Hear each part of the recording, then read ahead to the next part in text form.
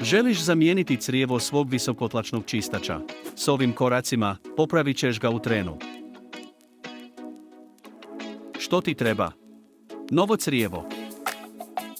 Korak 1. Skini staro crijevo. Prvo odvoj crijevo od visokotlačnog čistača. Povuci zaključavanje gore i izvadi crijevo. Zatim pritisni zaključavanje na pištolju za tlak i potpuno ukloni crijevo. Korak 2. Spoji novo crijevo. Umetni novo crijevo u priključak visokotlačnog čistača i čvrsto pritisni zaključavanje dolje. Zatim zakvači drugi kraj na pištolj za tlak dok ne čuješ klik.